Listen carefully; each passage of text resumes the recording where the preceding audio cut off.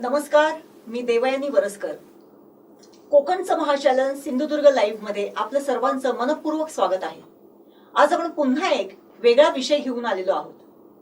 मुलगी झाली ओ, मुलगी शिकली प्रगती झाली, अशा विविध घोषणांनी मुलीच्या जन्माचं, तिच्या कर्तृत्वाचं कौतुक केलं जातं. परंतु खरंच ही मुलगी आज समाजामध्ये सुरक्षित आहे का? निर्भयापासून सुरू झालेलं हे प्रकरण काल परवाच्या हाथरसपर्यंत येऊनही अद्याप थांबलेलं नाहीये. आज आंतरराष्ट्रीय बालिका दिवस. या आंतरराष्ट्रीय बालिका दिवसाच्या निमित्ताने आज अशाच एका संवेदनक्षम विषयावर आपण चर्चा करणार आहोत.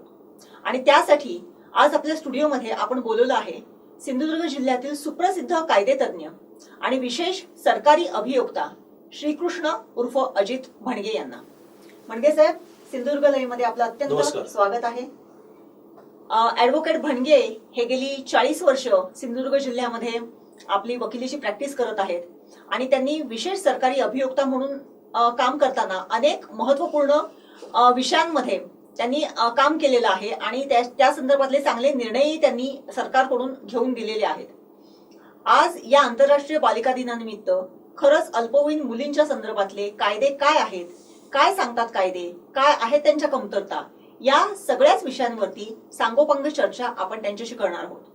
भणगे साहेब, पुन्हा एकदा आपल्या स्टुडिओमध्ये स्वागत आहे.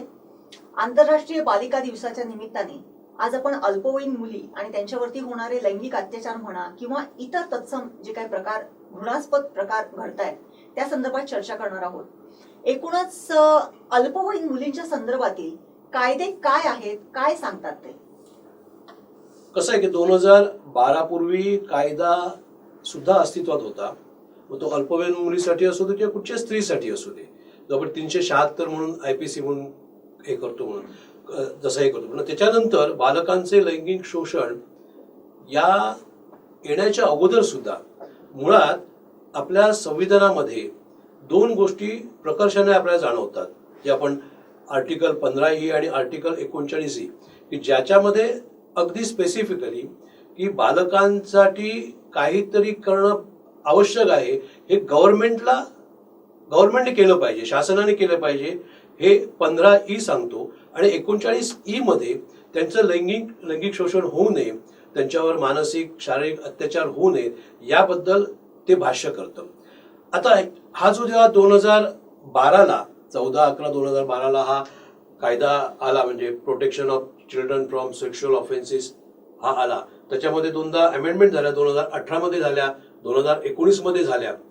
यात महत्वाचं काय आहे की यात फक्त स्त्री धरलेली नाही, एनी पर्सन. मग एनी पर्सन, मग तो मुलगा असू दे, मुलगी असू दे, किंवा तृतीयपंथीय जर आपण म्हणतो त्यांचंही असू दे. मग तो 18 वर्षाखाली कोणतीही व्यक्ती ज्याच्यावर कोणत्या तऱ्हेचा अत्याचार झाला, लैंगिक अत्याचार झाला, तर तो या कायद्यामध्ये येऊन बसतो. आणि त्याच्यामुळे हा कायदा जेव्हा निर्भया जर सुरू झालं, त्याच्यानंतर हा कायदा आणखी स्ट्रिक्ट करण्यात आला. म्हणजे Verma commission, retired supreme court जज यांच्या अध्यक्षतेखाली हा अमेंडमेंट करण्यात आला. आणि याच्याबरोबर, या कायद्याबरोबर एव्हिडन्स ऍक्ट, पुराव्याचा कायदा, क्रिमिनल लॉ आणि ह्या सगळ्या गोष्टी अमेंड करण्यात आल्या. आणि त्याच्यानंतर इतकी स्ट्रिक्टली फॉलो केलेलं आहे की ज्या वेळेला FIR दाखल करायला एखादी व्यक्ती तिथे येते, पॉक्सो अंतर्गत सांगतो मी, त्यावेळेला तिचा गुन्हा रजिस्टर हा केलाच पाहिजे. तुम्ही नंतर पाहतो ते खरं आहे का पाहतो, खोटा आहे का पाहतो, असं सांगण्याचा कुठच्याही पोलिसांना अधिकार नाही. प्रथम तो रजिस्टर्ड केलाच पाहिजे आणि नंतर तुम्ही इन्व्हेस्टिगेट करा. मग ती खरी आहे का, खोटी आहे का, किंवा त्याच्यामध्ये काय पुरावा आहे का, ह्या गोष्टी नंतरच्या गोष्टी आल्या, परंतु रजिस्टर हा गुन्हा केलाच पाहिजे. हा महत्वाची त्यात एक तरतूद करण्यात आली. आणखी एक गोष्ट अशी आली की समजा हा कायदा, हे फिर्याद जर खोटी असेल तर त्यात ती जी मुलगी आहे तिला शिक्षा दिलेली नाही. मात्र हे करण्यात जर एखादा पोलीस ऑफिसर कसूर केली तर त्याला मात्र शिक्षा 6 महिन्याची त्यांनी तरतूद त्या कायद्यामध्ये केलेली आहे. त्याच्यानंतर ही जी फिर्याद आहे ती फिर्याद घेताना त्याचे पालक किंवा आई वडील हे दोघेही तिथे बसले तरी चालतील आणि ती तिच्या भाषेत घेतली पाहिजे. याला फार महत्वाचं आहे. भाषा म्हणजे नुसती मराठी असं नाही. ती समजा कन्नड स्पीकिंग असेल तर कन्नडमध्ये तुम्ही आणला पाहिजे आणि बोल. त्याच्यात महत्वाचं काय होतं की त्याच्यामध्ये एखादी मुलगी आपलं जे वर्णन करतं, पोलीस कदाचित केव्हा केव्हा काय करतात की ते सुधार म्हणजे चुकीचं करत नाहीत, पण ते जे शब्द घालतात ते त्या मुलीला त्या वयात कदाचित माहिती नसतील किंवा हे शब्द त्या ह्याच्यातले आहेत. मग प्रश्न असा येतो की डिफेन्समध्ये विचारलं जातं बा हा शब्द म्हणजे काय, ती म्हणते मला माहिती नाही. मग तू असं सांगितलंस का? नाही सांगितलं. याबरोबर त्यांनी आणखी एक गोष्ट त्याच्याबरोबर केलेली आहे की याच्याबरोबर तो 164 सगळीकडेच घेतलो. 164 CRPC खाली स्टेटमेंट बिफोर मॅजिस्ट्रेट, तो इंडिपेंडंट व्यक्ती असते, त्याच्याकडे जबाब घेतला जातो. आता होतं असं की पोलीस घेताना एक जबाब घेतात. या दोन गोष्टी साधा गोष्ट आहे की आपण वाटेत कुत्रा जरी आला आपण ब्रेक मारला तर आपल्या याच्यात धडधड होते, आपण इतक्या लवकर घाबरतो. पण ज्या पीडित व्यक्तीवर अत्याचार झालेला आहे तिला इत्थंभूत सगळी माहिती सांगणं हे कायदा सुद्धा अपेक्षित करत नाही. किंवा अमुक ठिकाणी झालं, असं झालं, 2 मिनिटं झालं, 10 मिनिटं झालं, काय झालं हे त्याच्याकडे येत नाही. मग त्यावेळेला तो तिच्या भाषेत जर लिहून घेतला, काही असू दे, गंदी हरकत की काही असू तिथे आहेत, मग त्याच्यानंतर पुढे येऊ दे. तसंच कारण होतं कसं की 164 खालचं स्टेटमेंट आणि घेतलेली FIR याच्यामध्ये खूप तफात निर्माण होते. आणि जर ती तफावत जर निर्माण झाली तर मात्र डिफेन्सला याचा फायदा मिळू शकतो. त्या बिचाऱ्या पीडित मुलीला अत्याचार होऊ नये ते तिला पुढे काही करता येणार नाही. या गोष्टी याच्यामध्ये आलेल्या आहेत. त्यात आणखी एक महत्वाचं असं झालंय की ज्या वेळेला कोर्टात तिचा जबाब होतो किंवा मॅजिस्ट्रेट पुढे जबाब होतो त्यावेळेला फक्त मॅजिस्ट्रेट आणि कोर्टाचा स्टाफ एवढीच फक्त व्यक्ती असतात आणि त्यावेळेला जबाब घेतला जातो. पण या स्पेसिफिक कायद्यामध्ये तिचे आई वडील किंवा पालक हे तिथे कोर्टासमोर बसू शकतात अशी एक तरतूद त्यात केलेली आहे.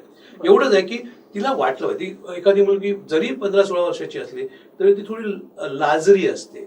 ह्या गोष्टी त्या वयात सांगणं तिला जमणार नाही. पण आपल्या मागे माझी आई आहे किंवा आत्या बसलेली आहे, कोणी असेल तर ती त्यांनी इंटरफेअर करायचं नाही त्यात इंटरफेअर. पण हा मात्र स्पेसिफिकली बार केलाय डिफेन्सच्या ऍडव्होकेटना.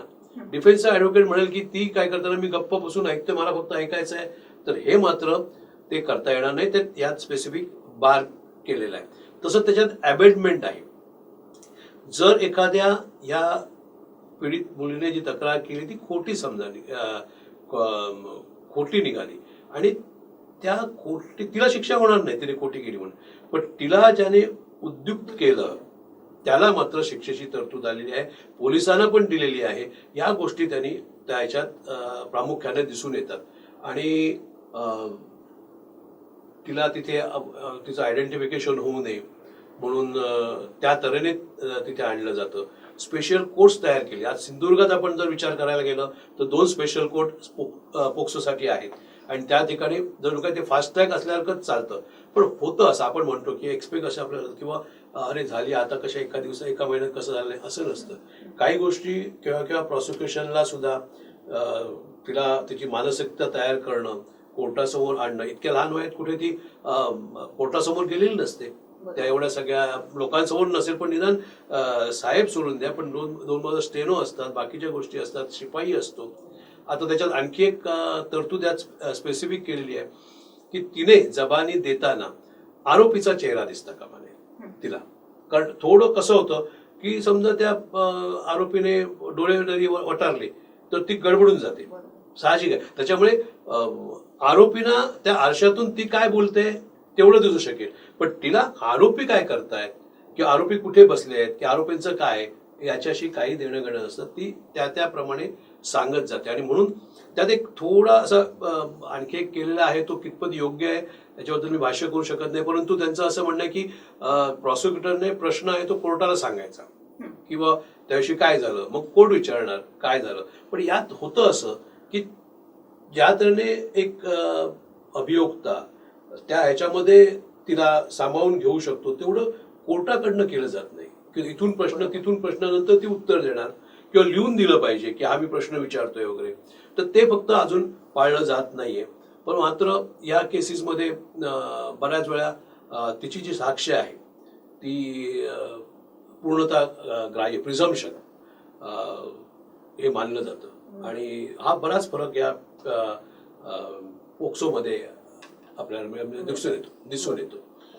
सर बरोबर सांगितलं तुम्ही की मुळात आधी 2012 पूर्वी कायदा होता, परंतु जसा 376 म्हणजे हुंडाबंदी प्रतिबंधक कायदा ज्याला म्हणतात तो होता आणि त्यानंतर त्याच्यामध्ये सुधारणा केली आणि मग जेंडर त्याला इरिस्पेक्टिव्ह ऑफ जेंडर हा पॉक्सो सगळ्यांसाठीच ऍप्लिकेबल झाला.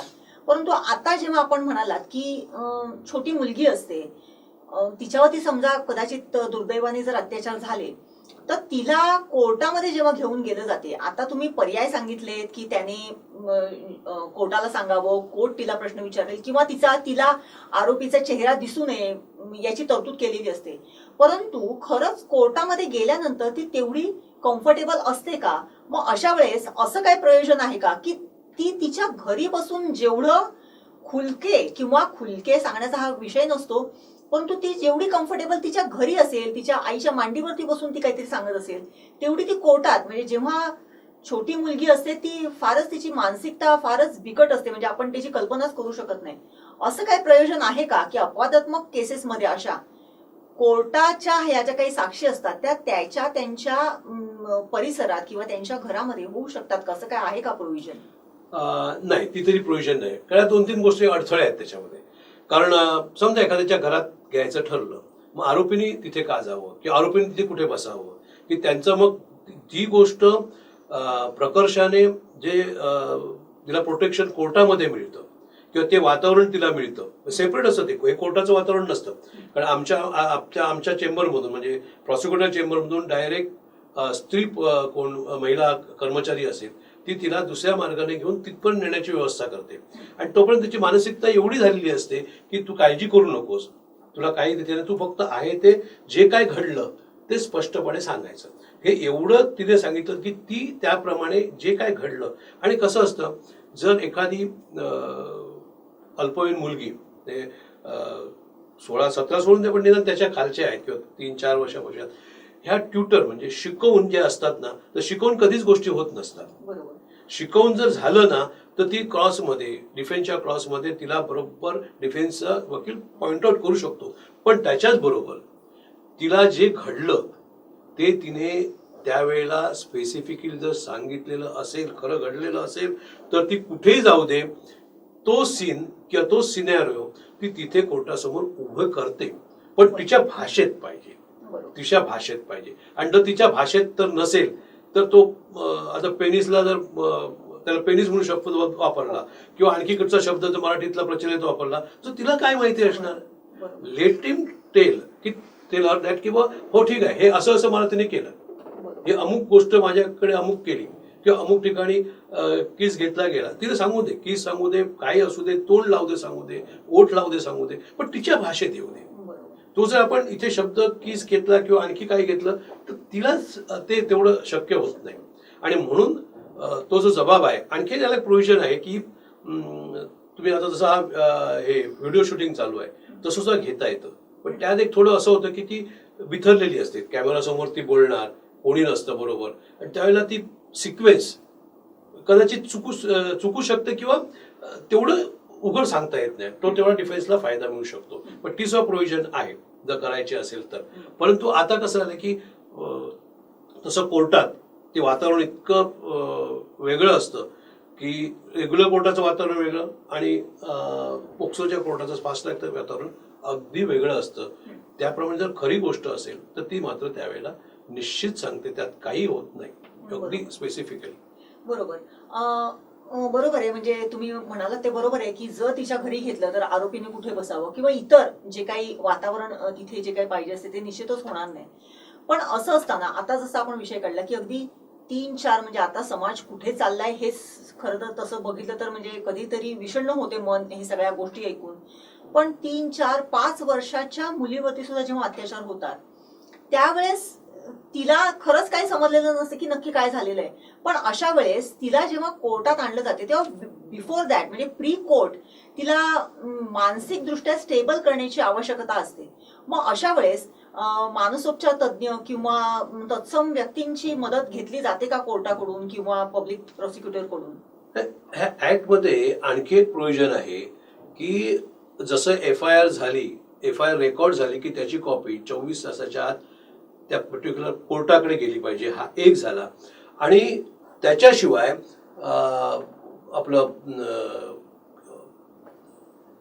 याची एक संस्था आहे बालकांसाठी, त्या ठिकाणी सुद्धा त्यांना ती कळवलं पाहिजे त्या संस्थेकडे की असं असं प्रकार घडलेला आहे आणि तिची FIR घ्यायची असेल. आणि तिथे कसं असतं की त्या लेडीज असतात आणि त्यांच्या समोर ती जेव्हा FIR दाखल होते तेव्हा त्या तिथे येतात. तिची मानसिक तयारी सुद्धा त्यावेळेला कशी आहे याचंही ते बघतात, कारण ती सुद्धा बाई असते, या सुद्धा छोट्या मुली असतात. आणि त्याच्यानंतर तो त्यांच्या पुढ्यात रेकॉर्ड केला जातो. आणि तो रेकॉर्ड करताना सुद्धा स्पेसिफिकली त्यांच्या सह्या तिथे घेतल्या जातात. आणि ह्या सह्या बाल कल्याण समिती आणि बाल कल्याण समिती याच्यावर ते त्यांचा म्हणजे वॉच असतो, पूर्ण त्यांच्यावर केला जातो. खोटी नाही हे बघावं लागतं आणि खरी असेल तर ती कशी आहे, कशी सांगते, हे त्यांचं स्वकाम आहे. ते सुद्धा बघणं आहे, कारण त्याच्यावर कुठे प्रेशर येत नाही आहे ना, या गोष्टी सुद्धा बघितल्या. म्हणून ते बाल कल्याण याला कंपल्सरी ऍक्ट मध्ये आता प्रोव्हिजन करून ठेवलेली आहे आणि ती आपल्याकडे सिंधुदुर्गात सुद्धा आहे आणि त्याप्रमाणे ते योग्य रीतीने काम करतायत. बरोबर. पॉक्सो कायदा झाला, त्याच्या पूर्वीचा हुंडाबळी कायदा होता, त्याचं पॉक्सोमध्ये थोडंसं हे झालं, त्याच्यामध्ये अमेंडमेंट झाली, अगदी 2019 मध्ये सुद्धा अमेंडमेंट झाली असं आपण म्हणालात आता. परंतु तरीही अल्पवयीन मुलींच्या संदर्भामध्ये फास्ट ट्रॅक कोर्टामध्ये खटले चालवले जातात की म्हणजे जेव्हा एखादा मुलीवरती अत्याचार होतो त्यावेळेस त्यानंतरचे 7-8 दिवस जे असतात ते कॅन्डल मार्च म्हणा, मोर्चे म्हणा, जोरदार अगदी वातावरण निर्मिती केली जाते. फास्ट ट्रॅक मध्ये चालवा, लवकरात लवकर त्याचा निकाल काढा, आरोपींना कठोरात कठोर शिक्षा द्या असं सांगितलं जाते. परंतु तरीही फास्ट ट्रॅक कोर्टामध्ये सुद्धा या केसेसचा निकाल लागण्यासाठी उशीर होतो आणि मग थोडंसं कुठेतरी निराशा, थोडंसं कुठेतरी इनसिक्युअर असं त्या व्यक्तीला सुद्धा आणि एकूणच समाजामध्ये थोडंसं वाटायला सुरुवात होते. काय नक्की आहे ह्याच्या पाठची कारण, का असा विलंब लागतो असं काय म्हणाल आपण? नाही, बरोबर. कसं आहे की 1 महिन्याच्या आधी केलं पाहिजे, पण 2-3 गोष्टी आहेत. एकदा ती त्या पोलिसांकडे जाऊन आली असते आणि पोलिसांची तिथे पायरी चढणं म्हणजे लोक घाबरतात. तिचं सोडच द्या, ती जाते आणि त्याच्यानंतर 1 महिन्याच्या किंवा कुठच्या त्या पिरियडमध्ये तिला परत उभी करायचं मानसिक दृष्ट्या तसं फार कठीण असतं. त्याला जरी तिने खरं काय सांगायचं म्हटलं तर ती मानसिकदृष्ट्या सुदृढ झाली पाहिजे. मध्यंतरीच्या काळात होतं असं की जामिनाचे अर्ज येतात, एक केसेस खोट्या नसतात की अमुकदा लैंगिक अत्याचार झालेला आहे किंवा नाही, ह्या खोट्या नसतात. वा लैंगिक अत्याचार 2-3 गोष्टीने होऊ शकतो. 376 मध्ये सुद्धा किंवा काय होतं असं की सगळ्या गोष्टी घडून जातात आणि नंतर कोणतरी बघतो म्हणून आपण ते 376 केला जातो, प्युअर 300. म्हणजे आपण जे म्हणतो ना, जे कोर्टात गेला की डिफेन्स ऍडव्होकेट सांगितल्यानंतर ते सुटतात वगैरे, असं नाहीये. होतं असं की तो जो पुरावा येतो व त्याच्यामागचं एनिमिटी काय आहे. आता सगळ्याच एनिमिटी आपल्याकडच्या ज्या केसेस आहेत बहुतांशी जे आहे सांगतो की एनिमिटी असलेल्याच जास्त आहेत. असं नाहीये किंवा माझं जमिनीवरनं वाकडं आहे म्हणून कोणाच्या विरुद्धच्या मुलीची किंवा कोणाची छेड काढायची किंवा त्याच्याकडे असं सगळ्यांची मानसिकता नाही. काही करत असतील हा व्यवहार नाही, पण या गोष्टीमुळे जो रेशो तयार होतो, जे जजमेंट्स तयार होतात, त्या दुसरीकडे उपयोगी पडतात. म्हणजे खऱ्या केसेस त्यावेळेला बाजूला राहतात. म्हणून ते प्रिझम्पशन याला का दिलंय की त्या मुलीने जर कोर्टाला कॉन्फिडन्स आला की ही मुलगी जे सांगते ते बरोबर आहे आणि घडलेलं आहे, यात काही इंटरव्ह्यू आणि इतर गोष्टी बघून झाल्या, तर मात्र ते त्या व्यक्तीला शिक्षा होऊ शकते. आणि आता होतं कसं, 2-3 गोष्टी बरोबर ह्याला सामाजिक बांधिलकी सुद्धा येते. जवळजवळ 135 कोटीचा आपला देश आहे. मुंबई, पुणे आणि आता आपल्या काय सिंधुदुर्ग सुद्धा काय आता लहान राहिलेलं नाहीये. गावागावात झोपडपट्टी सुद्धा वाढलेले आहेत. कुठे आपल्याकडे स्वतंत्र बेडरूम कोणासाठी शक्यही नाहीये, ते शक्यही नाहीये. या गोष्टींचा सुद्धा परिणाम या मुलांवर होत असतो. ते उद्युक्त होत नसतात, पण ती परिस्थिती त्यांना काय काय वेळेला असं असं होतं की ते कोणीतरी त्याला चान्स घेऊन जातं. कारण आपल्याकडे कसं आहे की काही देशांमध्ये प्रॉस्टिट्यूशन हे कायद्याच्या दृष्टीने मान्यता दिलेली आहे, आपल्याकडे नाहीये.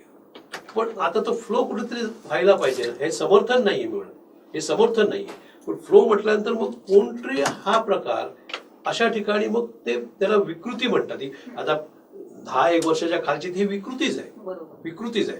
पुढे 15, 16, 17 मध्ये काय होतं किंवा ते सामाजिक जी घडण आपली आहे किंवा मुलं मुली बाहेरच्या अगदी मोकळ्या वातावरणात बोलणं वगैरे आहे, ह्या ज्या गोष्टी, इंटरनेट इतका प्रश्न झालेला आहे की त्याला काय अर्थच नाही. पूर्वी आता कसं होतं की कुठेतरी एखादी फिल्म बघायला मिळायची. आता तुमच्या हातातच सगळं आहे, ते सुद्धा तुम्ही लपून बघू शकतात, उघड काही करू शकत, उघड करण्याची गरजही नाहीये. पण ह्या गोष्टी सुद्धा, या गोष्टीला सुद्धा हे काही प्रश्न आहेत ते सुद्धा त्याच्यावर. कारण कोर्ट सुद्धा विचार का करतं, 20-20 वर्ष शिक्षा आहे त्याला. आपण असं धरूया, एक असं धरूया नको, मी विशेष अभियोक्ता म्हणून काम करतो किंवा मी डिफेन्ससाठीचं काम करतो. दुसरी गोष्ट घेऊ शकतो ना आपण की एखाद्या वेळेला की हे कुठेतरी ह्याच्या भांडणामधून जमिनीचे वाद चालू असतात भरपूर आणि एखाद्याला तिथे ते पोक्सोसाठी दाखल केली जाते, समजा केली असेल तर त्या व्यक्तीला ते शिक्षा होऊ दे, हे आपण बघितलं पाहिजे. ठीक आहे, ज्याला व्हायला पाहिजे त्याला व्हायला पाहिजेच, म्हणजे त्याच्यावर हा सुटणार नाही, व्हायलाच पाहिजे आणि होते. पण अशा ज्या काही गोष्टी आहेत, कारण आता आपण सिंधुदुर्गात असं बघतो काही गोष्टीत की अजूनपर्यंत इतक्या 40 वर्षाच्या प्रॅक्टिसमध्ये आमच्याकडे स्त्रियांचे गाऊन कधी फाडले गेले नाही. पण आता उत्सव शेतीवरनं भांडण झालं की स्त्रियांचे गाऊन कसे फाडतात समजत नाही. पण त्याच्यामुळे होतं असं की खरे जे गुन्हेगार आहेत त्याचा हे गैरफायदा घेतला जातो. त्याच्यासाठी हा प्रश्न येतो, हा विषय नाहीये. आणि होतं कसं की माफ करा, मीडिया ट्रायल आता खूप व्हायला लागले. सुशांत सिंग बघा तुम्ही, आता कुठे गेला, काय काय कशाचं काहीच नाही. आता त्यांनी आता सुरुवात केली ती NDPS पर्यंत गेले, NCP पर्यंत गेले. कारण मुळात कसं आहे की एखादा कॉग्निझेबल गुन्हा जर एखाद्या व्यक्तीच्या समोर घडत असेल तर त्याने तो इन्फॉर्म करण्याची त्याची नागरिक म्हणून जबाबदारी आहे. या कायद्यात मात्र हा घडत असताना तुम्ही इन्फॉर्म नाही केला आणि त्याला रिझनेबल काही कॉज नसेल तर त्या व्यक्तीला सुद्धा शिक्षा होऊ शकते. ही याच्यात केलेली गोष्ट करून बघून तुम्ही करून उपयोगाचं नाही, तुम्ही कळवा पोलिसांना, मग पोलिसांची पुढची यंत्रणा सुरू होते त्यांची. तुम्ही गोष्टी काय, एक आहे कॉग्निझेबल, एखादा माणूस मर्डर करून पळून जात असेल, पळून जाताना एखाद्याला घेतलं आणि बांधून ठेवलं तर तो कन्फाइनमेंट होणार नाही त्याची. तो त्याला बांधून ठेवलं म्हणून गुन्हा काही नाही केलाय. कारण कॉग्निझेबल पण त्याने एक केलं पाहिजे, तो उद्या त्याला बांधून ठेवून आणि कुठे जाऊन नुसते मारेल त्याला, तू असं केला वगैरे नाही. तू बांधून ठेवलं, त्याला ठेवून दिलास, पोलिसांना बोलव, हे बघ याने अमुक ठिकाणी मर्डर केलेलं आहे, त्याचं काम संपलं. या गोष्टी आहेत त्या. आता म्हणून ते NDPS ला काही जण ते मला विचारलं होतं किंवा याने अमुक नटीने ते अमुक सांगितलं की हा ड्रग घेता, तो ड्रग घेत होता. विषय तो नाहीये की तिने बाळगलं, तिने घेतलं की नाही, या विषय नाहीये. पण ही व्यक्ती ड्रग्ज घेत होती, ते ड्रग्ज आहे, प्रोहिबिटेड आहे, हे माहिती असताना इन्फॉर्म नाही केला, हा गुन्हा आहे, हा गुन्हा आहे. तर त्याच्यामुळे हा जो कायदा जो पोक्सोला तयार केला गेलाय, हा सर्वांगाने तो विचार करून हा सगळा तयार केला गेलाय. आणि याच्यात आता जाणवतोय की बऱ्यापैकी जाणवतोय की आणि कसा आपला कायदा असा आहे की प्रत्येकाला त्याला भांडण्याची, आपली कायदेशीर बाजू मिळण्याची संधी आपल्याला कॉन्स्टिट्यूशनने दिलेली. नाही तर काय होतं की विनाकारण कोणी आतमध्ये जाऊ नये म्हणून. त्यामुळे आपण म्हणतो ते निर्भयाची केस आपण उशीर झाला मग त्याने हे केलं, ते गोष्टी होतात. पण शेवटी झालंच ना, जे काय करायचं झालं, थोडं वेळ लागला, पण पर्याय नाही त्याला, पर्याय नाही. म्हणून काय होतं, ह्या खऱ्या गोष्टीमुळे ज्या खोट्या गोष्टी तयार झालेल्या असतात ना, त्या खऱ्या गोष्टीला एफेक्ट जास्त होतात. नाही तर हा प्रश्न आला नसता एवढा. नक्कीच, फार चांगलं सांगितलं सर. आत्ताच आपण सिनेमाचा किंवा इंटरनेटचा विषय बोलता बोललात. मध्यंतरी एक ज्येष्ठ अभिनेत्रीची मुलाखत टीव्हीवरती सुरू होती आणि तिने असं सांगितलेलं होतं की तेव्हा सेन्सर बोर्ड, म्हणजे जर, कारण याचा परिणाम सुद्धा या सगळ्या गोष्टींवरती होतो जेव्हा असं आपण म्हणतो, तेव्हाचा सेन्सर बोर्डाने एक असं होतं की त्यांच्या पिक्चरमध्ये एक असा शॉट होता की ती नायिका बसलेली असते, तिच्या बाजूला नायक बसलेला असतो आणि फक्त तिचा जो पदर असतो तो थोडासा खाली सरकलेला दाखवलेला आहे आणि केवळ तो शॉट बघून त्यावेळेस त्या सेन्सॉर बोर्डाने तो सिनेमा म्हणजे ओनली फॉर ऍडल्ट म्हणून केलेला होता. परंतु आता जर बघितलं सर्रास म्हणजे आता पदरच नसतो असं जर बोललं तरी काय वावगं ठरणार नाही. आणि अशा पद्धतीचे जे काही म्हणजे सिनेमा किंवा त्याचं पिक्चरायझेशन हे जे काही होते त्याचा परिणाम सुद्धा या सगळ्याच एकूण म्हणजे मग त्या ऍडोलसंट मुली असो किंवा मग त्याच्या पुढच्या पिढीपर्यंत किंवा त्याच्या पुढच्या वयाच्या ह्याच्यापर्यंत होत असतो थोडासा. काय सांगाल ह्या सेन्सॉरच्या संदर्भात किंवा अशा पद्धतीचं पिक्चरायझेशन किंवा चित्रीकरण कितपत योग्य आहे याच्यावरती बरी चर्चा झालेली आहे. परंतु तरीही आता जेव्हा पॉक्सोचा विषय येतो त्यावेळेस त्याचा संदर्भ धरून आपण या संदर्भात काय सांगू शकाल?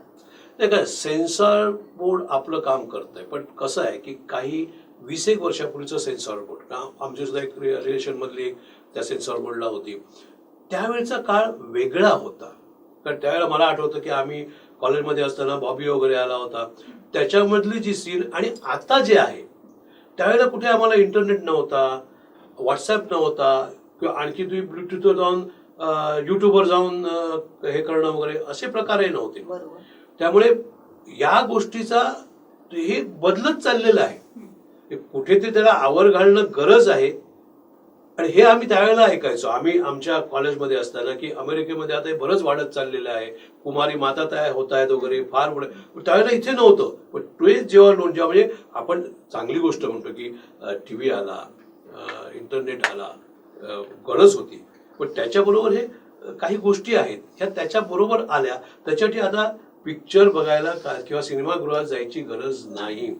काही आता अशा आहेत की काही पिक्चर बघता आपल्या कोण बरोबर असेल, घरातलं कोण मंडळी असेल तर त्यांच्या पुढे आम्हाला ते केव्हा गप खाली मान घालून बघावं लागतं किंवा यूज टू इट असं होऊन जातं. आता पर्यायच नाहीत. असे कितीतरी पिक्चर आहेत वास्तववादी म्हणून जे पिक्चर दाखवले जातात ते मात्र त्यात करणं वेगळं आहे.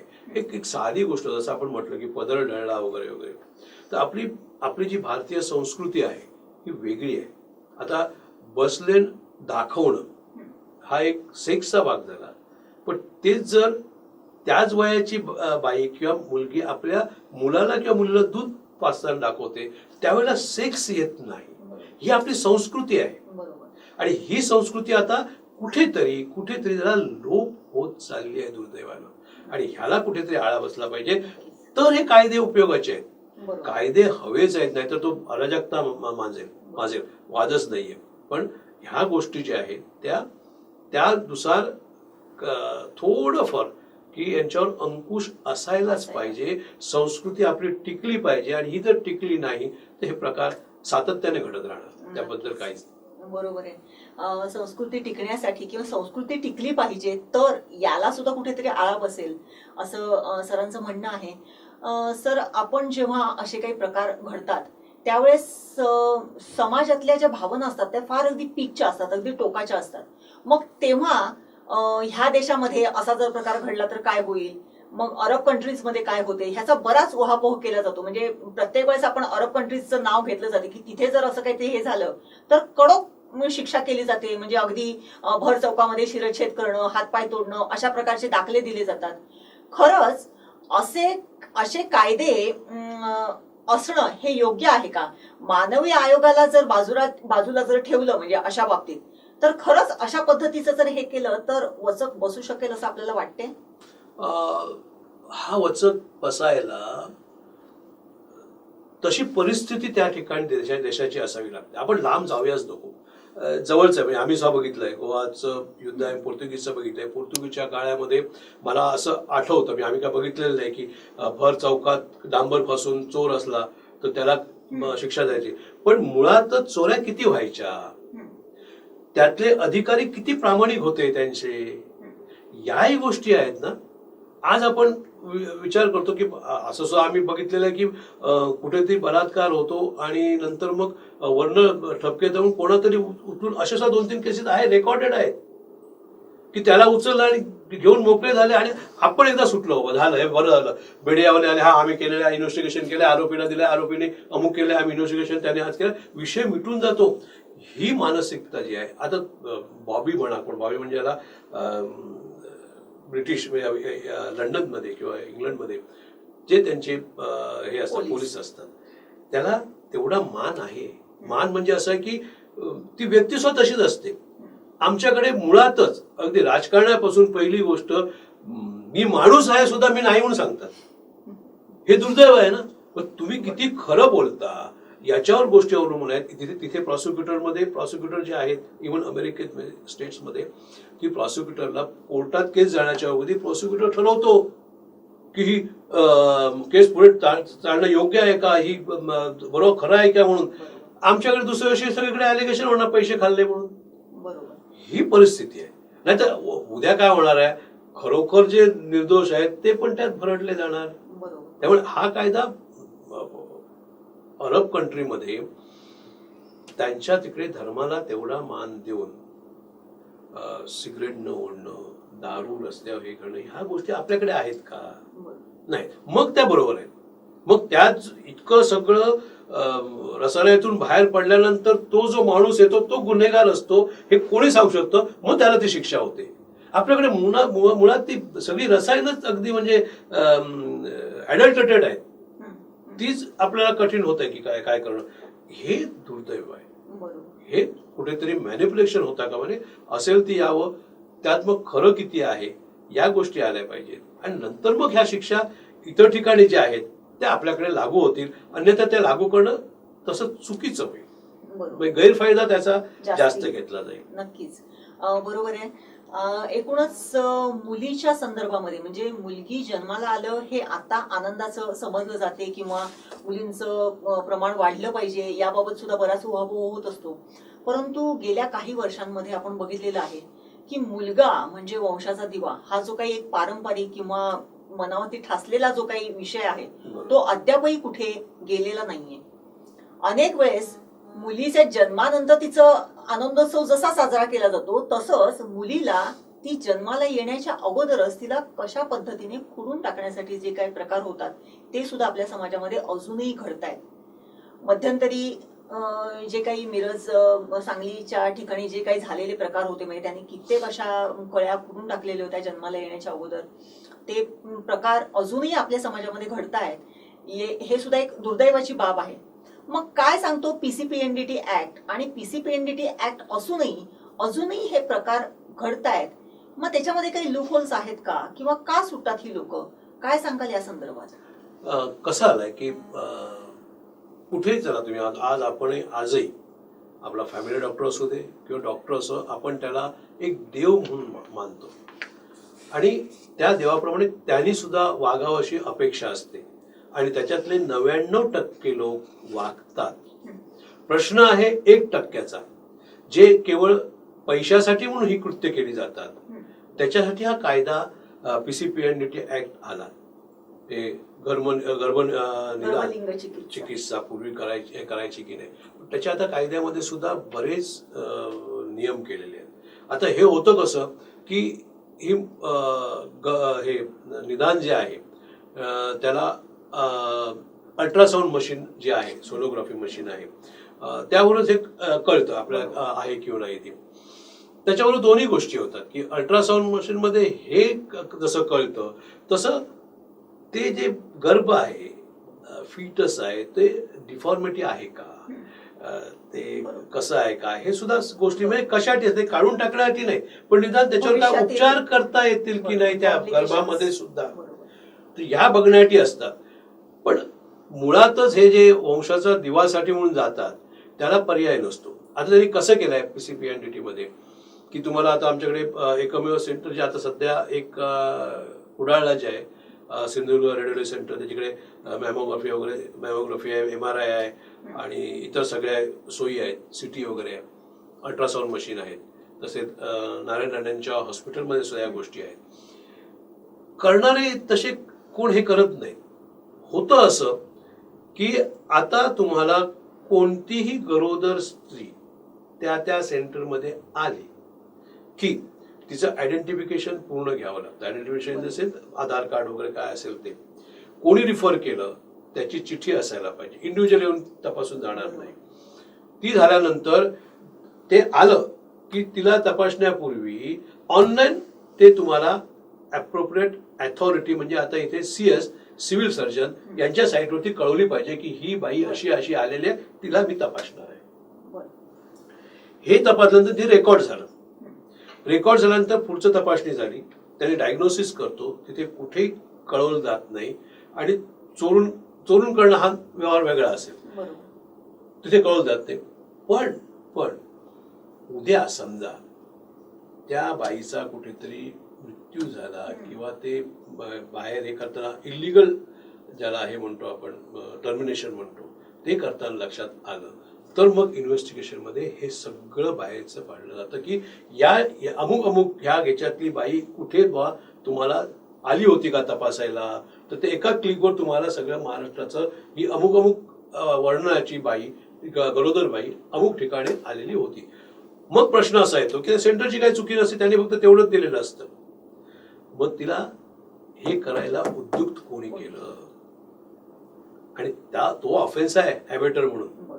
तर इतकं आता सोपं राहिलेलं नाही जितकं ते आता तुम्ही म्हणाल ना मिरज वगैरे त्या बाबतीत काही गोष्टी घडल्या असतीलही, नाही असं नाही, पण तितकं आता सोपं राहिलेलं नाही जितकं हे पूर्वीचं होतं. म्हणून कायदा हा नेहमीच चांगला असतो, त्यांचं इम्प्लिमेंटेशनही चांगलं असतं, परंतु मानसिकता जी आहे मुलगाच पाहिजे त्याला आपण आज तरी बदलू शकत नाही. प्रश्न नक्कीच मुलगा पाहिजे ही मानसिकता अजूनही आपण आपल्या समाजामध्ये बदलू शकलेलो नाहीये, हे खरं म्हणजे दुर्दैव. आणि आज आंतरराष्ट्रीय बालिका दिनानिमित्त जेव्हा आपण चर्चा करतो तेव्हा जेव्हा पुन्हा असं वाक्य येते तेव्हा कुठेतरी मनाला थोड्याशा यातना होतात की अजूनही आपल्या समाजात हे प्रकार घडतायत. सर, आपण आतापर्यंत पॉक्सो कायद्याच्या संदर्भात बोललो किंवा तत्सम आणखी म्हणजे अल्पवयीन मुलींच्या संदर्भात बोललो, इतर सगळं हे झालं. बऱ्याच वेळेस अशा केसेस चालवल्या जातात, त्याच्या कालांतराने का होईना, थोडासा उशीर का होईना त्या आरोपीला शिक्षा होते, परंतु तरीही पुन्हा पुन्हा या घटना घडतात. एकदा शिक्षा झाली म्हणून पुढे परत 6 महिन्यांनी 2 वर्षांनी मला तर असं वाटते हाथरस मध्ये जी काही 8 दिवसापूर्वी घटना घडली त्याच्यानंतर परवाच्या दिवशी पुन्हा त्याच गावामध्ये 6 वर्षाच्या एका बालिकेवरती अत्याचार झाले. मग एवढं सगळं घडत असताना पुन्हा कालांतराने किंवा थोडक्या कालावधीमध्ये ह्या घटना होतात. समाजमान खरंच एवढं विकृत झालंय की समाजाच्या सर्व संवेदनाच बोथट झाल्यात. काय सांगाल तुम्ही याबद्दल? नाही, असं म्हणता येणार नाही. तुम्ही पर्सेंटेज काढून बघा, म्हणजे 135 कोटी मधले काही असे अगदी किरकोळ प्रकाश होऊ नयेत, पण ते दुर्दैव आहे. त्यात होतं कसं, आता तुमचं हाथरसचं जे म्हटलं त्याच्यात पॉलिटिक्स मधला एकही माणूस जर इन्व्हॉल्व झाला, कोणी असू दे, मी पक्षीय सांगत नाही, कुठचाही असू दे, कोणी इन्व्हॉल्व झाला नसता तर कदाचित आज खरोखर तिची ती टेस्ट झाली असती, त्याच्याकडे मेडिकल रिपोर्ट आला असता आणि तिथे कोण असतील बरे ते पॉलिटिकली मोटिवेटेड असू दे आरोपी किंवा आणखी कोणी असेल, पण त्याच्यावर केस दाखल झाली असती. आज काय झालंय, फक्त हा दिसतंय ते दोन्हीकडचं फक्त कारण नसताना हे करतायत नुसतं, बाकी त्याच्यापेक्षा हे व्यवस्थित जर झालं असतं तर कधी हा प्रश्न, अर्थात दोन्ही गोष्टी आहेत किंवा मीडियाचा उपयोग पडतो, नाही तर ते बाहेर येत नाही सत्य, हे त्याच्याबरोबर आहे. ते सत्य बाहेर यायला मीडिया आवश्यक आहे, त्यामुळे त्या गोष्टी व्हायला पाहिजे. पण पॉलिटिकल इन्व्हॉल्वमेंट जेव्हा तिथे होते की त्यांचे अंतस्थ हेतू जेव्हा बाहेर पडतात तेव्हा मग आरोपीला सुटायला बराच म्हणजे वाव मिळते, म्हणजे हे होतं. तर ते मात्र कमी व्हायला पाहिजे, पॉलिटिकल इंटरफिरन्स जो आहे तो. मीडिया आपलं आहे ते सत्य बाहेर काढणार, नाही तर मग ते काय होतं तुम्हाला सांगतो. आता काही गोष्टी आम्हाला प्रत्येक नाव सांगत नाही कुठच्या ह्याच्यात, प्रश्न असा येतो की आरोपीचे फोटो पेपरमध्ये पब्लिश केले जातात किंवा आपल्या मीडियावर टाकले जातात. आता त्याच्यानंतर आयडेंटिफिकेशन पण होते. ही का होते, तर त्या व्यक्तीने, ती अल्पवयीन असू दे किंवा अगदी मोठी असू दे, मुलगा किंवा मुलगी कोणी असू दे, तिथे आरोपीला ओळखते का हा प्रश्न येतो. मग त्याच्यासाठी ती इंडिपेंडंट मॅजिस्ट्रेट ती ओळख पूर्ण घेतात, हे सगळं होतं. पण ते फोटो दिल्यानंतर त्याचे काय उपयोग आहे हो. म्हणून डिफेन्सचे ॲडव्होकेट पहिला प्रश्न त्या व्यक्तीला विचारतात जो विचारायला येतो त्या पंचांना, अरे बाबा तुम्ही गेला व्यवस्थित केला, प्रश्न नाहीये, तू चांगला आहेस, वाचन आहे, आधी फोटो दाखवलेत तुम्हाला, हो साहेब दाखवले, पुढचा पहिला कोणाचा दाखवला, हा अमुकचा दाखवला, फुकट गेलं ना ते. काय आयडेंटिफिकेशन तुम्ही केलं सांगा. तुम्ही त्या किंवा ओळखण्याला म्हणजे पंच नाही, जो ओळखायला जो साक्षीदार येतो त्याला हे प्रश्न विचारले जातात. मग आता मला सांगा, तर त्याने पोलीस स्टेशनला हे जर फोटो दाखवले, हा आरोपी आहे, तर त्याने जर नाटक का करायचं, बुरख्याखालचा माणूस काढायचा आणि त्याला सांगायचं काय, ह्या गोष्टी कुठेतरी त्या अर्थात इन्व्हेस्टिगेशन ऑफिसर आहे, त्यांनी डिस्क्लोज करता कामा नये कोण फोटो आहेत किंवा काय आहेत ते, आणि तसं मीडियाने सुद्धा बघितलं पाहिजे, तो होता कामा नये. त्या गोष्टी झाल्या तर पुढच्या गोष्टी आयडेंटिफिकेशन पर्यंत तशी निघून जाते. म्हणून ते आता कसं आलंय की जरी साक्षीदाराने पिंजऱ्यात जरी ओळखलं तरी तो आता ग्राह्य मानला जातो. आयडेंटिफिकेशन एक पार्ट आहे त्याच्यातला, पण अजून तो मानला जातो. तर ह्या गोष्टी सुद्धा कन्सिडर आपण बघताना सगळ्यांनी या दृष्टीने सुद्धा बघितलं पाहिजे. आरोपी सुट्टा द्यायला एकमेव कारण कुठचं दुसरं असं नाही. प्रामाणिकपणे पोलीस सुद्धा काम करतात आणि करतात बहुतांशी.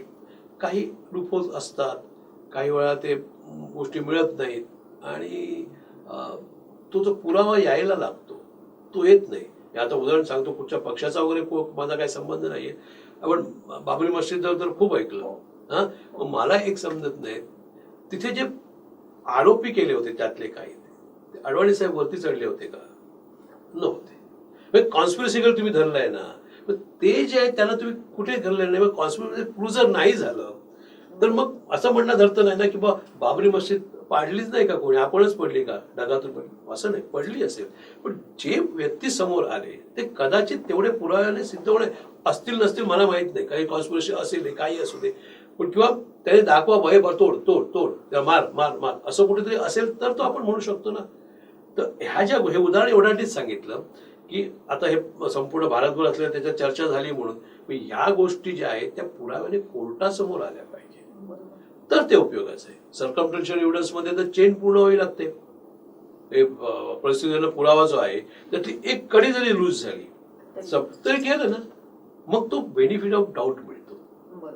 हा प्रॉब्लेम तिथे होतो. आणि याच गोष्टी पोक्सोमध्ये आता तेवढ्या कमी झाल्या, कारण तिच्यावर विश्वास ठेवला जातो त्या बाईवर तितकं. जर इतर काही गोष्टी मिळाल्या नाहीत तर त्या गोष्टी जर असेल तर पोक्सो बऱ्यापैकी कायदा आहे की त्याच्यामुळे, आणि झालाय आता.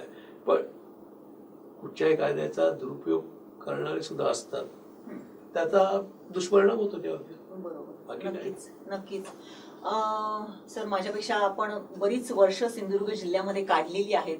आपण गेली काही वर्ष इथे प्रॅक्टिस करताय. मला वाटते पूर्वीचा आपला सिंधुदुर्ग जिल्हा आणि आताचा सिंधुदुर्ग जिल्हा ह्याच्यामध्ये त्या दृष्टीने बघितलं तर फार मोठा फरक पडलेला आहे.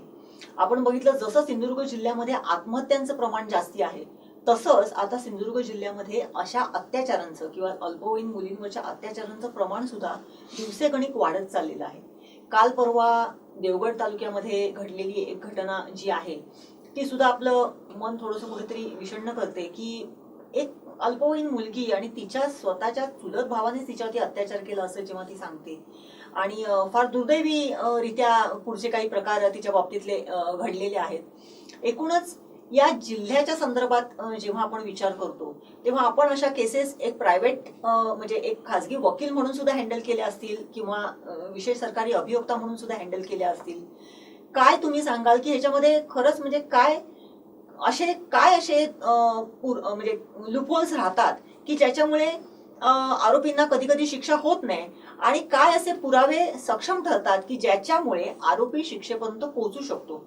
काय नक्की आहे आणि अशा घटना सिंधुदुर्ग जिल्ह्यामध्ये वारंवार का घडू लागल्या, काय सांगू शकता? एक आहे, पोलिसांनी कुठचंही काम जर प्रामाणिकपणे केलं, त्याला आमच्या पॉलिटिशियननी कुठेही इंटरफिरन्स नाही केला, तर मला वाटतं की 90% केसेस त्या घडलेल्या असतील तर त्याप्रमाणे त्याप्रमाणे शिक्षा होऊ शकते. आपल्याकडे हा मोठा प्रॉब्लेम त्याच्यात निर्माण होतो. दुसरी गोष्ट सांगतो, आपण त्याच्यावर थोडं विषयांतर होतंय पण आहे. मी जेव्हा 81 मध्ये प्रॅक्टिसमध्ये आलो तेव्हा मला वाटतं इथून आम्ही रत्नागिरीला जायचो, हार्डली कुठेतरी 5-6 महिन्यात एक मॅरेज पिटिशन 2-3 दाखल व्हायचे. नाही 5-6 महिन्यात घटस्फोटावरती दावा. बरोबर. त्याच्यावेळी आम्हाला घटस्फोट अशी काही माहिती दाखल केलं. नंतर मग काय होईल ते पुढे नंतर मग 13 झाला, म्युच्युअल कन्सेंट वगैरे आली. परंतु आज तर तुम्ही रेशो बघा सिंधुदुर्गाचा, दिवसाला एक फाईल होते. आज रेकॉर्ड काढून बघा, दिवसाला एक लग्न तरी होतं. मग दिवसाला एक घटस्फोट होतोय, मग लग्न होत नाहीत. मग ही मानसिकता का बदलत चालली आहे? मी फक्त प्रश्न करतो की मुलं शिकली आहेत म्हणून का? पगार दोघे कमावते झालेत म्हणून का? दोघांचा पगार अगदी एकमेकांपेक्षा अगदी म्हणजे सारखा, एकाचा काही कमी जास्त असेल पण दोघांचे बऱ्यापैकी कन्सिडर करणारा असेल. मग एकाची नोकरी इथे बेंगलोरमध्ये असेल, दुसऱ्याची मुंबईमध्ये असेल. आणि इतक्या सहजतेने हे घटस्फोटापर्यंत येतात. मी तर एक जोडपं असं बघितलेलं आहे की दोघे तिथे बसलेले आहेत. तिथे वकिलाला विचारलं शेवटी, अरे ते बोलतात तर तेच म्हणाल पक्षकार नवरा बायको. अरे म्हटलं गुलू बोलतायत, तो ते काय नाही म्हणते तात्विक आहे. अरे कर्म, लग्न 7 फेऱ्या तुम्ही तात्विक. कारण बेसिक आता घडीच विस्कळत चाललेली आहे. त्यात काही गोष्टी काय होतं की मी काय कुठच्या प्रेमविवाहाच्या अगेन्स्ट वगैरे असं नाही, पण पूर्वीच कसं होतं की दोन्हीकडची घराणी जी होती ती त्यातल्या ती मध्यस्थी आहेत किंवा त्या तेवढं ते भाग आहे ते एकमेकाला जुळून आणण्यासाठी प्रयत्न करत असतात. इथे आता काय होतात, आई वडील सांगतात जाऊ दे कशाला पाहिजे, केलं ना लग्न, बघू दे काय ते, घेऊ दे घटस्फोट, सुटली एकदा, असं केलं जातं. तर या गोष्टी ह्या एक झाल्या. दुसरी गोष्ट आत्महत्या. आपल्याकडे आत्महत्या हा प्रकार तसा फार क्वचित आहे. असं आहे आता जे शेतकरी आत्महत्या वगैरे तो सुदैवाने नाही, टचवूड. आणि ह्या ज्या गोष्टी काही घडतायत त्या कदाचित आजची जी सध्याची जी परिस्थिती आहे किंवा कोविड-19 खालची, काही ना हातात कामही नाहीये वगैरे, ह्या गोष्टीचा परिणाम होऊ शकतात. मुंबईला गेलेली जी 4 अगदी व्यवस्थित कमवत होती, इथे आल्यानंतर चार म्हणजे काही खरेदी करून आई वडिलांना किंवा गावातल्या लोकांना देत होती, ती इथे येऊन अक्षरशः म्हणजे काहीच हातात नाहीये. मग ती मानसिकता तिथे जाऊ शकते. आता आपण ह्या पोक्सोवर जर आलो तर तो अत्याचारित महिला भावाने, दुर्दैव आहे की वडिलांनी सुद्धा केलेली, आपण रेकॉर्ड हे आहे आपला, तो रेकॉर्ड आहे आपल्याकडे. ही विकृती झाली, सॅडियास्टिक ज्याला म्हणतात त्याला आपण काय, जसा एखादा माणूस वेडा म्हणतो ना, की त्याला आपण त्याला ते सुधारता येतो, तिथे गेल्यानंतर सोडून दे काय असेल तो, तसा हे मानसिकरित्या अधू असलेली माणसं आहे. त्याला मात्र हे फार आपल्याकडे फार फार कमी आहेत सुदैवाने, परंतु ही आहे विकृती काही ठिकाणी आणि ही थांबली पाहिजे. आणि तशा कसं होतं, मग ज्यावेळेला केस चालायला येते तेव्हा एखादा मुलगा किंवा मुलगी त्याच्या घरातलेच सांगतात, अरे भावांविरुद्ध साक्ष देणार काय? ती मानसिकरित्या किंवा तो मानसिकदृष्ट्या खचतो. मी जर साक्ष दिली तर माझा बाप आतमध्ये राहणार, मला कोण सांभाळणार? ह्या गोष्टी ह्या कुठे समाजाने सांभाळण्याच्या गोष्टी आहेत का कुठे? ह्या कोणीतरी समाजाने सुद्धा की त्यांना कुठेतरी खात्री वाटली पाहिजे की आम्ही ह्या करून, म्हणजे जर समजा असं झालं तर आपलं आयुष्य पुढे सुकर होऊ शकतं. आणि म्हणून हे चुलत भाऊ वगैरे हा जो प्रकार आहे तो त्यामध्ये हे भरडले जातं. त्यात दुर्दैव, पण हे फार क्वचित होतं. म्हणजे क्वचित होतं म्हणण्यापेक्षा आपण असं म्हणूया की काही गोष्टी क्वचित उघड होतात, ज्या उघड होत नाहीत तशाच. नक्कीच हे सुद्धा आपण फार महत्वाचं सांगितलेलं आहे. कारण जेव्हा कौटुंबिक म्हणजे एखाद्या कुटुंबातीलच, म्हणजे मग वडील म्हणा, भाऊ म्हणा, चुलत भाऊ म्हणा, ह्यांच्याकडून जेव्हा अत्याचार होतात तेव्हा लाजे काजे खातर म्हणा किंवा समाज काय म्हणेल किंवा आजूबाजूची लोक काय म्हणतील आणि स्वतःची भीड किंवा स्वतःची पुन्हा एक स्टेटस ठेवण्यासाठी ह्या कदाचित काही गोष्टी, म्हणजे मी तर म्हणेन की 75% गोष्टी घराच्या बाहेर कधी पडतही नसतील. त्यातल्या 25% ज्या काही पडल्या त्याच्यामध्ये हे जे काही प्रकार घडतात हे आपल्या समोर येतात आणि ते फार भीषण असते, भयानक असते. निश्चितच आता सर आपण म्हणालात की एखादी मुलगी की जिच्यावरती तिच्या नातेवाईकांनीच अत्याचार केलेले आहेत, तिला घरातली लोक सांगतात की नाही मग तू आपल्याच घरातल्यांच्या विरोधात तू साक्ष देणार आहेस का किंवा काय. परिस्थिती असो नसो, आता तर हे काय फक्त गरिबांच्या घरातलेच प्रकार राहिलेत अशातली गोष्ट नाहीये. वेल सेटल किंवा चांगल्या अगदी उच्चभ्रू समाजामध्ये सुद्धा असे प्रकार फार घडू लागलेले आहेत. वारंवार आपण म्हणताय की मानसिकता किंवा आपली मानसिकता किंवा आपलं समाजमन हे जे काय आहे हे कुठेतरी पुन्हा एकदा सुदृढ होण्याची आवश्यकता आहे. पण हे होऊ नये किंवा असे प्रकार वारंवार घडू नयेत म्हणून जसं समाजमन जसं सुधारायला पाहिजे, त्याचं आरोग्य जसं सुधारायला पाहिजे, तसं कायद्यामध्ये सुद्धा थोडासा बदल होण्याची आवश्यकता आहे असं आपल्याला वाटते का? आता अत्याचार पीडित महिलांसाठी वगैरे बहुतांशी आता कायदे बऱ्यापैकी झाले. किंवा आपण 498A म्हणजे सांगतो दुरुपयोग का होतो. खरोखर जिथे हुंडाबळी होतो ना तिला बिचारा कधी न्यायच मिळत नाही असं माझं स्पष्ट मत आहे. न्याय मिळत म्हणजे कोर्टाकडनं वगैरे असं म्हणत नाही.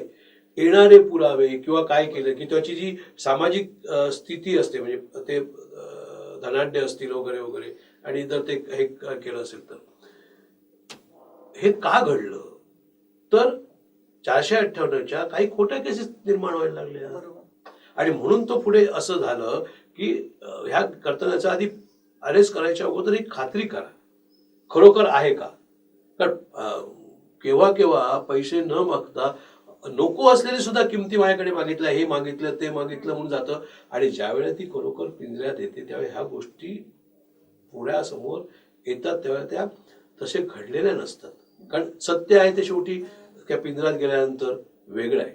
किती जरी तो पिंजऱ्यात जाऊन साक्ष देणार असा निर्डावला जरी असेल ना ती इतकी सोपी गोष्ट नाहीये की तिथे जाऊन इतकं खोटं बोलायचं. खोटं बोलणं थोडंफार आता जमिनीच्या बाबतीत वगैरे होतं सोडून द्या, नाहीतर होत नाही. म्हणून कायदा परफेक्ट आहे, योग्य रीतीनेच केलेला आहे आणि म्हणूनच समाजात भीती निर्माण झालेली आहे. परंतु ज्या काही गोष्टी ज्या खरोखर ज्या अगदी स्ट्रिक्टली व्हायला पाहिजेत त्या होत नाहीत, काही वैमनस्यातून वगैरे होतात, त्या ज्या गोष्टी आहेत त्या जर घेतल्या गेल्या तर मग आरोपी मग सुटतो. त्याचं मग कोणा वाटतं अरे सुटतात तुम्ही त्याच्यातल्या खऱ्या किती शोधा ना. 498A मधल्या प्रत्येकाने विचार करून बघावं की त्यातल्या खऱ्या किती असतात. त्यातल्या शिव्या कदाचित त्या व्यक्तीला सुद्धा माहिती नसतंय पण ते लिहिल्या जातात तिथे शिव्या. पण हे क्रिएट केलेला ड्रामा असतो. त्याच्या थोडक्यात जरी लिहिलं ना ही अमुक गोष्ट घडली माझ्याकडनं म्हणून होऊ शकतं. भरमसाठ 2-3 पेजेस काढून तो निबंध लिहिण्यापेक्षा आहे ती वस्तुस्थिती लिहिणं केव्हाही चांगलं, केव्हाही चांगलं. जाता जाता एक शेवटचा प्रश्न विचारते. आपण अनेक पिक्चर मध्ये सुद्धा बघितलेलं आहे किंवा वस्तुस्थितीमध्ये नक्की कसं असते आपण स्वतः अनुभवलेलं असेल की जेव्हा अशा अत्याचारित महिला असतात किंवा मुली असतात, लहान मुली असतात, त्यांना जेव्हा साक्षीसाठी जेव्हा साक्षीदाराच्या पिंजऱ्यामध्ये पिंजऱ्यामध्ये जेव्हा उभं केलं जाते फिर्यादीच्या, त्यावेळेस त्यांना जे काही प्रश्न विचारले जातात ते फार विचित्र पद्धतीने असतात. म्हणजे आरोपीचा वकील नाही त्या पद्धतीने त्यांना उकसवण्याचा किंवा त्यांना मनात त्यांच्या सुद्धा लज्जा उत्पन्न होईल अशा पद्धतीने प्रश्न विचारले जातात. हे कितपत योग्य आहे आणि त्यामुळे सुद्धा त्या मुलीच्या मनामध्ये कुठेतरी थोडीशी एक भीती असते किंवा आपल्याला काहीतरी विचारतील, काहीतरी वेगळे प्रश्न विचारतील की जे प्रत्यक्ष हात लावण्यापेक्षा सुद्धा फार वाईट पद्धतीचे असू शकतात. याच्यावरती काय रेमेडीज आहेत का किंवा याच्यावरती काय उपाय आहेत का? आता हे बरोबर चांगला प्रश्न आहे. याच्याबद्दल वादच नाहीये की आधी मनातून काढून टाका की आता हे प्रश्न विचारता येतात म्हणून. आता हे प्रश्न त्या घटनेच्या व्यतिरिक्त एकही प्रश्न विचारला जाता येणार नाही. त्याच्यामुळे तिच्या चारित्र्यावर काहीतरी घाला बसेल किंवा तिला त्यातून लज्जा उत्पन्न होईल असा एकही प्रश्न आरोपीतर्फे विचारला जात नाही. इव्हन तुम्हाला साईड ट्रॅक करून सुद्धा जाता येणार नाही. हा हे पण ठीक आहे तुमचं वैमनस्य होतं काय होतं तू असं, पण तू अमुक बरोबर फिरत होती, तुझं हे होतं, तुझं हे लफडं होतं, तू असं केली होती वगैरे, हे ऍब्सोल्युटली कमी केले गेले आहेत. कोर्ट प्रश्न हे विचारता येणार नाहीत.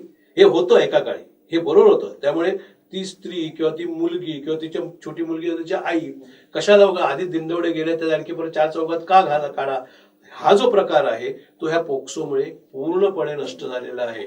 अगदी काही विचारता येणार नाही, टू द पॉइंट विचारला पाहिजे. त्या इन्सिडेंट पुरतच विचारणं ठीक आहे, तेवढ्या पुरतच की काय इव्हन आता मी कॅमेऱ्यासमोर आहे म्हणून पण कसं घडलं, किती वेळा घडलं, काय केलं, मग तुम्ही अमुक केलं, हे सगळे प्रश्न गेले. त्या इन्सिडेंटवर सुद्धा तुम्हाला प्रश्न विचारता येणार नाही. कारण बेसिक असं धरलंय की कुठची स्त्री किंवा मुलगी आपल्या चारित्र्यावर शिंतोडे उडावे, चार चौघात माझी प्रतिमा मलिन व्हावी अशी कोणी म्हणणार नाही. कोणती सुसंस्कृत स्त्री इव्हन आपल्या मुलीच्या बाबतीत किंवा करणार नाही, स्वतःच्या बाबतीत करणार नाही. आणि म्हणून हे प्रश्न आता विचारता येणार नाही अगदी. त्यामुळे कोणी त्या बाबतीत माझी एकदा माझ्यावर अत्याचार झालाय, आता कोर्टात गेल्यानंतर माझा दुसरा अत्याचार होणार नाही, अजिबात नाही. हे भीती आता मनातून काढून टाका. तुम्हाला तेवढ्या पुरतच बसवलं की फक्त घडलेली घटना खरी असेल आणि त्या मुलाने सांगितली तर समजून घ्या की तुम्ही निम्मेपेक्षा जास्त त्या बाबतीत पारडं झुकलेलं आहे. हे सगळं बाकी पुढचा पुरावा डॉक्टरांचा येणार, काय येणार, या गोष्टी आहेत. आणि आता असं नाहीये की अमुकच गोष्ट ह्या पोक्सोमध्ये केली पाहिजे असं नाहीये, बलात्कारच झाला पाहिजे असं नाहीये, काही तिथे बलात्कारासारख्या घडणाऱ्या गोष्टी घडल्या पाहिजेत असं नाहीये. हात लावण्यापासून सगळ्यापर्यंतचे प्रकार तिथे आहेत आता. त्यामुळे आता प्रत्येक स्त्री आहे ती सेफ आहे. एकच विनंती आहे की प्रामाणिकपणे घडलेल्या गोष्टी सांगा. विनाकारण दुसऱ्याला त्रास देण्यासाठी म्हणून जर कोणी केला की त्याच्यात जो रेशो तयार होतो तो खऱ्याला ऍप्लिकेबल होतो आणि लोकांना वाटतं की आता केस सुटली कोर्टात जाऊन. तसं नाहीये, तसं नाही. नक्कीच. एकूणच आज आंतरराष्ट्रीय बालिका दिन. खरं म्हणजे या दिवशी मुलीच्या जन्माचे गोडवे गायले जातात, परंतु आज सिंधुदुर्ग लाईव्हने या मुलींवरती होणारे अत्याचार याच्यावरती एक अत्यंत तरळ आणि संवेदनक्षम असा चर्चासत्र घेतलं. आणि त्याच्यासाठी आज आपल्या जिल्ह्यातले प्रथितयश वकील ॲडव्होकेट अजित भणगे उपस्थित राहिले. त्यांनी एकूणच पोक्सो कायदा काय आहे आणि त्या बाबतीतले त्याची प्रोव्हिजन्स काय आहेत आणि कितपत तो लागू पडतो आणि त्याचे कसे उपयोग किंवा कसे फायदे अशा पीडित मुलींना होऊ शकतात याबद्दल सुंदर आणि साध्या शब्दामध्ये विवेचन केलेलं आहे. एकूणच त्यांना जे काही प्रश्न विचारले त्याच्यामधून त्यांनी पुन्हा एक गोष्ट मात्र सातत्याने उद्धृत केली आणि ती म्हणजे अशी की समाज म्हणजे आहे ती पुन्हा एकदा सशक्त होण्याची आवश्यकता आहे, किमान आपल्या सिंधुदुर्ग जिल्ह्यातले तरी. सिंधुदुर्ग जिल्हा की जो एक नितांत सुंदर अशा निसर्गरम्य असा जिल्हा की जो अनेक पर्यटन स्थळांनी सुदृढ असा आपला जिल्हा आहे, त्या जिल्ह्यामध्ये जेव्हा अशा अत्याचाराच्या घटना जेव्हा घडतात तेव्हा खरंच जे सुसंस्कृत मन असते ते कुठेतरी थोडंसं बधीर होते, कुठेतरी त्या मेंदूला झिंझिण्या येतात. हे असे प्रकार जिल्ह्यामध्ये पुन्हा घडू नयेत आणि त्याच्यासाठी कायद्याचे काय प्रोव्हिजन आहे, कायद्याचा कसा वचक बसू शकतो आणि त्यातून त्या आरोपीला शिक्षेपर्यंत कसं घेऊन जाता येते याबद्दल फार सोप्या शब्दामध्ये त्यांनी विवेचन केलेलं आहे. त्याबद्दल सिंधुदुर्ग लाईव्हच्या संपूर्ण परिवारातर्फे ॲडव्होकेट श्रीकृष्ण उर्फ अजित भणगे यांचे मी आभार मानते. धन्यवाद. मला इथे बोलवलं त्याबद्दल मी आपला आभारी आहे.